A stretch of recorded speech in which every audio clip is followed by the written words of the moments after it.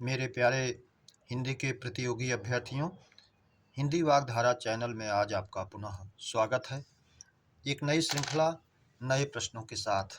सारे प्रश्न परीक्षाओं में पूछे गए हैं और आपकी परीक्षाओं के लिए भी उपयोगी होंगे। तो आइए हम अपने इस श्रृंखला के प्रश्नों की शुरुआत पहले प्रश्न करते हैं।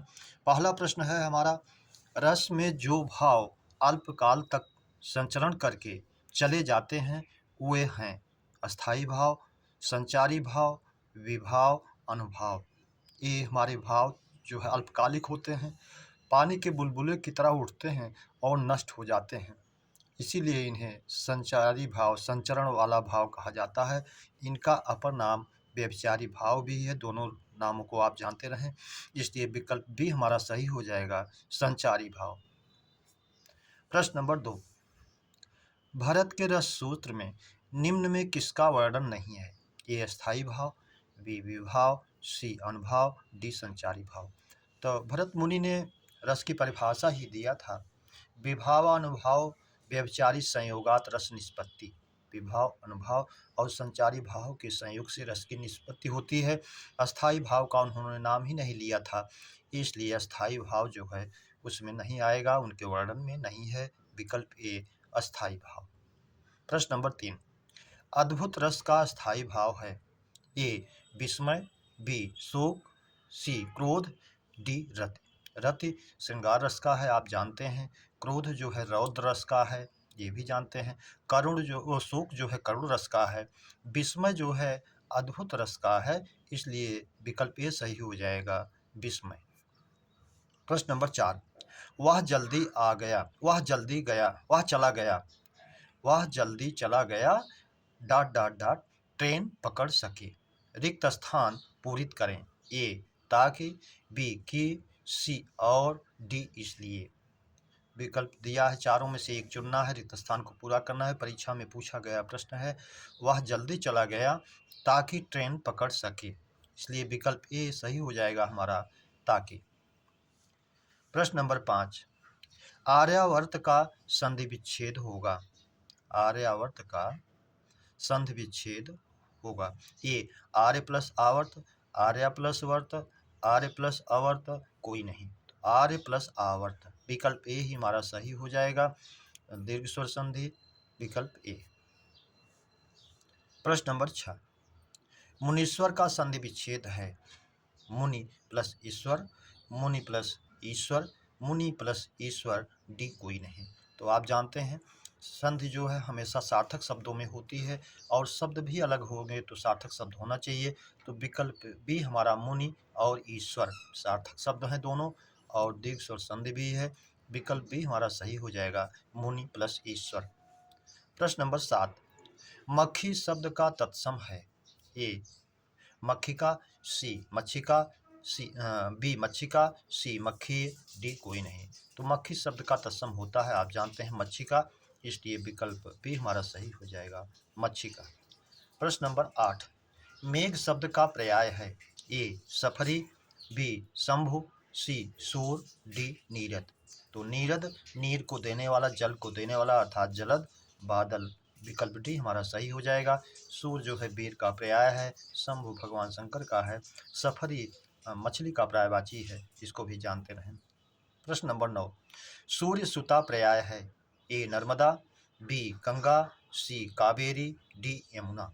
नर्मदा नहीं है, गंगा भी नहीं है, कावेरी भी नहीं है। सूर्य सुता, सूर्य की पुत्री अर्कजा कहे, मित्रजा कहे, सूर्य सुता कहे, भानुजा कहे, तरण तनुजा कहे, तो सूर्य की पुत्री के रूप में यमुना को जाना जाता है, इसलिए विकल्प डी हमारा सही हो जाएगा, यमुना। प्रश्न नंबर 10, सोम सुधा बरसाता रेखांकित पर्याय है। रेखांकित शब्द किसका पर्याय है? सुधा रेखांकित है, विकल्प ए अमृत, बी कालकोट, सी खीर, डी कोट। तो खीर क्षीर का तद्भव है, कालकोट विष का पर्याय है, अमृत सुधा अमृत दोनों पर्यायवाची हैं, इसलिए विकल्प ए पर्याय हो जाएगा, अमृत। प्रश्न नंबर 11, अहिभुक पर्याय है। ए गरुड़ का, बी मोर का, सी दोनों का, डी कोई नहीं। अहि सर्प को, भुक माने खाने वाला, तो सर्प भक्षी जो है वो गरुड़ भी हैं, मोर भी है, इसलिए विकल्प सी सही हो जाएगा, दोनों। प्रश्न नंबर 12, स्तुति का विलोम है? ए निंदा, बी प्रशंसा, सी कटु, डी मधु। तो स्तुति माने प्रशंसा होता है और निंदा उसका विलोम है, इसलिए विकल्प ए सही हो जाएगा, निंदा। प्रश्न नंबर 13, क्षणिक का विलोम है? ए शाश्वत, शाश्वर, बी शाश्वत, सी निरंतर, डी आस। तो आस माने होता है शीघ्र, ये नहीं है। क्षणिक क्षण से संबंध रखने वाला, क्षण भर का। शाश्वत हमेशा रहने वाला, विकल्प भी सही हो जाएगा, शाश्वत। प्रश्न नंबर 14, के हेतु, के निमित्त, के हित किस कारक के वाचक हैं? ए करण कारक, बी संप्रदान कारक, सी अपादान कारक, डी संबंध कारक। तो के हित, के निमित्त, के वास्ते, के लिए आप जानते हैं संप्रदान कारक के वाचक हैं ये, इसलिए विकल्प भी सही हो जाएगा, संप्रदान कारक। प्रश्न नंबर 15, रक्त रंजित में समास है? ए तत्पुरुष, बी कर्मधारय, सी बहुव्रीहि, डी द्वंद्व। रक्त रंजित, रक्त से सना हुआ, करण तत्पुरुष अर्थात ये तत्पुरुष का भेद कारक के नजरिए से होने के कारण तत्पुरुष के अंतर्गत आएगा, विकल्प ए हमारा सही हो जाएगा, तत्पुरुष। प्रश्न नंबर 16, हाथ कंगन को आरसी क्या लोकोक्ति का अर्थ है? प्रत्यक्ष को प्रमाण नहीं, हस्तामलक, पारदर्शी, डी अपारदर्शी। तो प्रत्यक्ष होने पर प्रमाण की जरूरत नहीं होती, इसलिए विकल्प ए सही हो जाएगा, प्रत्यक्ष को प्रमाण नहीं। प्रश्न नंबर 17, घोघा वसंत मुहावरे का अर्थ है? ए मूर्ख, बी बुद्धिमान, सी व्यवहार कुशल, डी क्रूर। तो घोघा वसंत जो है मूर्ख का पर्याय है, परीक्षाओं में बार बार पूछा भी गया है, इसलिए विकल्प ए है, मूर्ख। प्रश्न नंबर 18, जिसकी कोई इच्छा ना हो वाक्यांश का एक शब्द है? निःस्पृह, सस्पृह, अकार्य, निरीह। निरीह जानते हैं वाक्यांश का एक शब्द पूछता है, सांसारिक मोह माया से रहित। अकार्य बिना कार्य का, सस्पृह इच्छा के साथ, कोई मतलब नहीं। निःस्पृह जिसकी कोई इच्छा ना हो, निःस्पृह, इसलिए विकल्प ए हमारा सही हो जाएगा, निःस्पृह।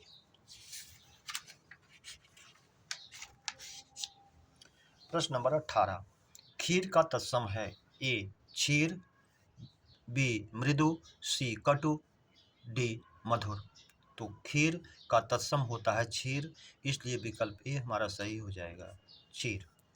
प्रश्न नंबर 19, माधवी अत्यंत सुंदर गाती है में रेखांकित शब्द है? संबंध बोधक, बी संज्ञा, सी क्रिया विशेषण, डी समुच्चय बोधक। अत्यंत सुंदर गाती है, गाने की विशेषता सुंदर है और अत्यंत भी उसकी विशेषता बता रहा है, इसलिए क्रिया विशेषण में जाएगा, विकल्प सी हमारा सही हो जाएगा, क्रिया विशेषण। प्रश्न नंबर 20, निम्न में अव्यय है? ए दक्षिण, बी आह, सी भारत, डी शाम। तो आह ये जो है विस्मयादि बोधक है और अव्यय है, इसलिए विकल्प भी हमारा सही हो जाएगा, आह।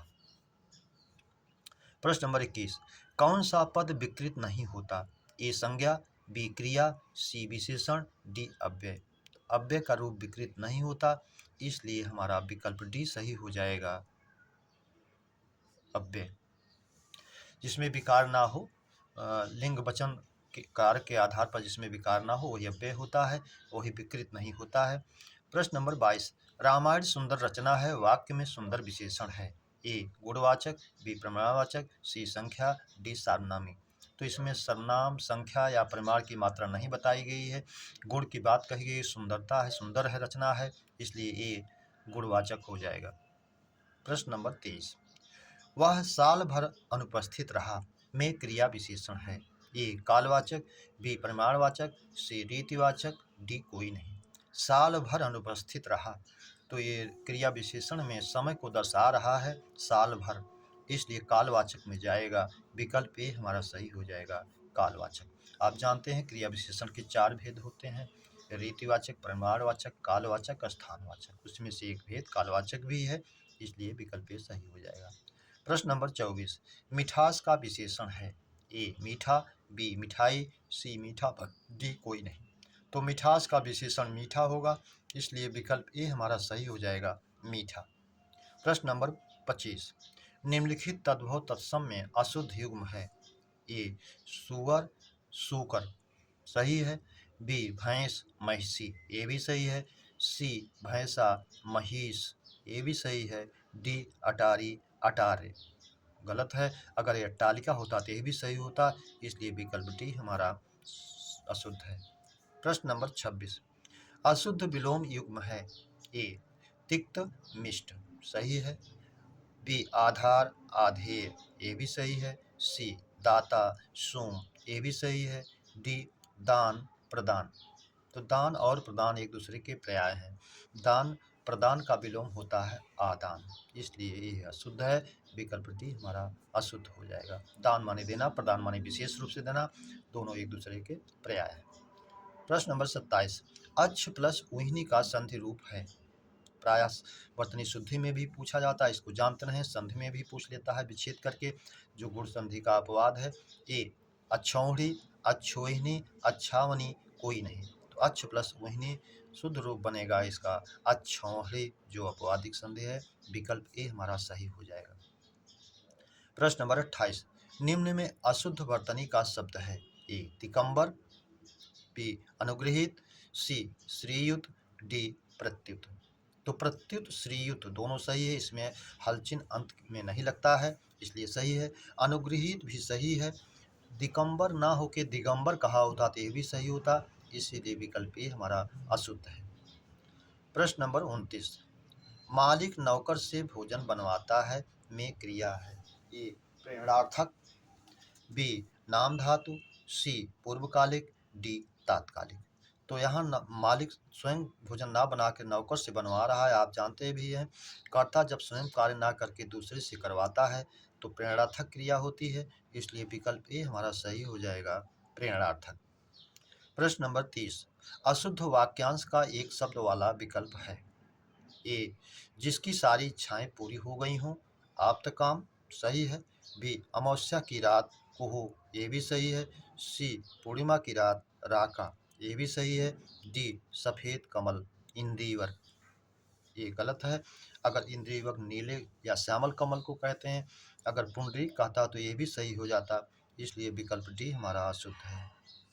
प्रश्न नंबर 31, मजदूर को मजदूरी दो में कारक है। ए कर्ता कारक, बी कर्म कारक, सी करण कारक, डी संप्रदान। तो मजदूर को मजदूरी दो यानी मजदूरी को दो, इसलिए कर्म कारक होगा। विकल्प बी हमारा सही हो जाएगा। मेरे प्यारे बच्चों, इस श्रृंखला के प्रश्नों की चर्चा हम लोगों ने विधिवत किया, तो उम्मीद करता हूँ ये श्रृंखला आपको बेहतर लगी होगी।